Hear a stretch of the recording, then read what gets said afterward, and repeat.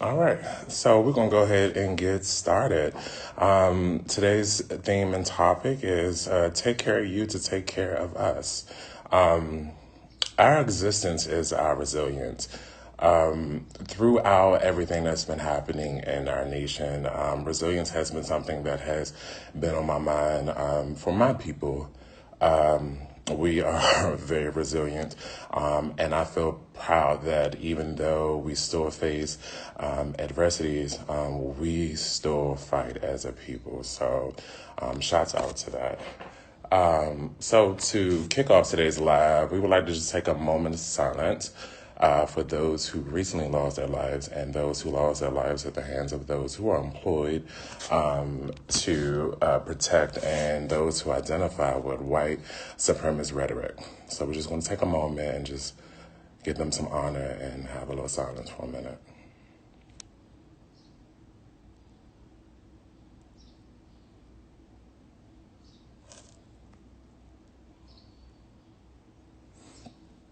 All right, everyone, thank you for that. And now we also want to take a moment to say the names of some of those people. George Ford, Ahmaud Arbery, Breonna Taylor, Tony McDay, and David McAtee. So please take this time with me and say their names in the privacy of your homes, in your office, wherever you may be. Let's speak their names. George Floyd, Ahmaud Arbery, Breonna Taylor, Tony McDay, David McAtee. Thank you for indulging in that with me and uplifting those who have lost their lives recently. We appreciate you for joining us today for Whitman-Walker's Instagram Live. Last week, we wrapped up what would have been DC Black Pride Weekend with a virtual love and shared space through Makers Live DC Black in Space event, and this week starts Pride Month. It's so disappointing due to COVID-19 that I was not able to celebrate DC Black Pride this year. I am a person that pretty much celebrates every year, despite I might say I might not go, but I end up going anyway. And I indulge in all the events that happen in the city, from the different nightclub events. There are usually like barbecues and community function, and then as well as a lot of artistic events. They might have some theater productions. One of the theater spaces I work with usually puts on a show, and they had to do it digitally this year. So that was really disappointing. But anyway, happy Black Pride and happy Pride to everyone, right? So with so much going on in the world between COVID-19 and protests against police brutality and in support of justice and action that protect Black people and uplift people of color voices, we are reminded that some of our LGBT community roots and saying enough is enough to police injustice. Black Pride celebrations are rooted in riots and protests. I don't think I want to say her name right, but bear with me, everyone. I didn't know about this individual until today when we were reviewing content for this live. But a part of the spark was from Storm DeLavery. I think I'm saying it wrong. Sorry, sister. But we still uplift you, right? She is a Black lesbian drag queen, and then also there was much organization and leadership from Marsha P. Johnson and Sylvia Rivera, who was two trans women of color. We remain inspired by their courage and dedication to fighting for liberties for their community and for standing up to police brutality in the NYC, Stonewall and in 1969. We believe that they still would be saying no even today in 2020, right? And then I also want to highlight the violence against trans women that continues to happen. Recently, a Black trans woman was attacked and assaulted in Minneapolis by the name of Ayanna Dior. Let me be very clear about this. There is no Black liberation without Black LGBTQ liberation. When you say Black Lives Matter, that should also include Black trans lives. And if when you say Black Lives Matters, they are not included in that, then you really don't mean Black Lives Matter. So just remember that when you're chanting Black Lives Matter, it's not just a select few, it's all Black Lives Matter. So moving on, let's just talk a little bit about Pride. Pride is the time of year where people have the opportunity to be visible. And I want to share a moment about like what's important to me in terms of being visible. I remember prior to like coming out in my teens, I was stressed. I had pimples from the stress and everything. But it was from me not being able to live my life authentically. And then once I began to accept who I am and not try to live my life by the terms and the condition that people impose on me and just be authentically who Rodderick is. I don't even think I introduced myself. Oh my goodness. We just got right to it. There's so much to talk about. So, all right. My name is Rodderick Sheppard. For those of you who do not know me, my gender pronouns are he, him, his.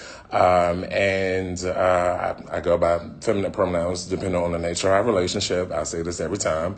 And so now that's through, back to pride and visibility, right? So at that moment when I came out and I began to love myself for who I am, it changed. Like my life drastically changed. So visibility is vitally important. And then also I believe that being visible and also being heard and being seen is vitally important. So if you want to share why visibility is important to you, please drop that in the comments. Let's talk. Let's join the discussion. Let's do this, y'all. I'm just want to take a look and see if we have any comments yet. No, nothing too much yet. But yeah, definitely drop why visibility is important to you in the comment section. And so let's talk about how I'm showing pride. Because we can't do it publicly like we normally would. Like, I'm a part of the Artist Gang. So for me, what has been vitally important is to, create right now. I'm out of school for the moment, concluded spring 2020 semester. So I have some time to really write about my experiences as a Black gay man. So that's how I am showing my pride, by being a storyteller and telling my experiences and sharing with the people.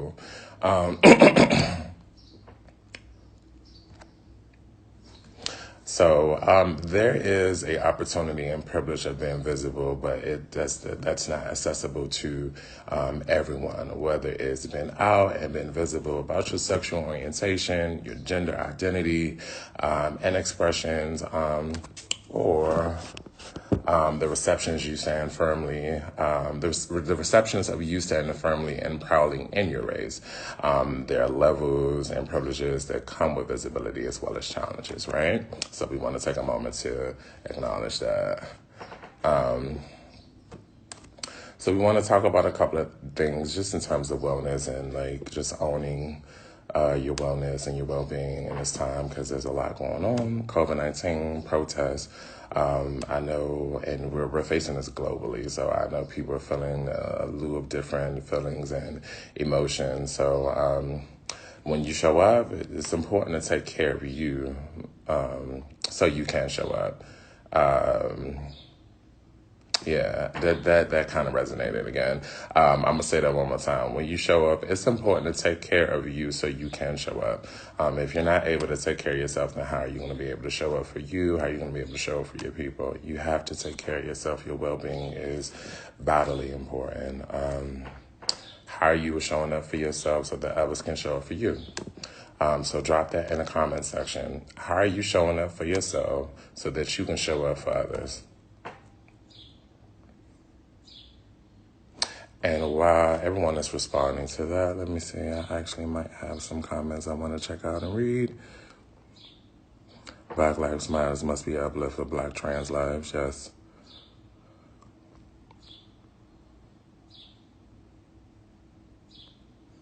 Younger kids are watching and taking encouragement from affirmation through visibility. Oh, yes.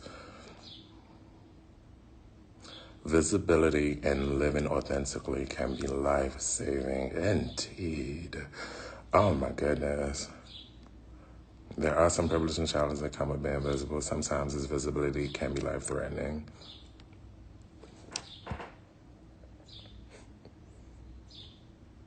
Okay, so while y'all continue to engage in the comment section, I appreciate everyone for coming and engaging with us. We're going to share some tips on how to take care of yourself, kind of wellness style. So let's talk about some of your physical wellness. I have been guilty of this, and I know at this point I'm going to have to step it up and do that myself and kind of practice what I preach. Is to take the time to walk or exercise to de-stress. I keep saying to myself that I need to exercise to kind of let some of that tension out that I've been feeling in regards to everything that's happening. So it's very important to get your fitness on, to take a jog, to take a run, to take a walk, to kind of relieve some of that stress and some of that tension that you may be feeling in your body. You can't hold that in your body.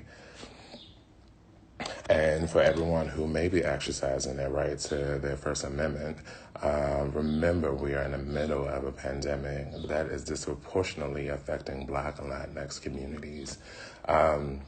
So you need to hold yourself accountable. You need to hold yourself and others accountable for wearing their mask correctly and reminding others to wear theirs. And hello to everyone who's joining us. Don't let people speak in your face without a mask, without a mask if possible. Ask them to put a mask on before speaking to you. Proper use of masks. I see a lot of mishandling of masks in public. A lot of people sometimes have like the mask under their chin. They might have it to the side. And you don't want to do that because that can potentially expose you to the different germs and viruses and COVID-19. Like you want to keep the inside of that mask where your face is touching. You want to keep that as sterile as possible. So that means when you're handling your mask, your hands should be clean. And making sure that your mask covers both your nose and your mouth. I see a lot of times, and I know sometimes it's hard to breathe in those things. I can't breathe in them. I'm just like, oh my God, it feels like the worst thing ever. But it's important for you to cover your nose and your mouth, right?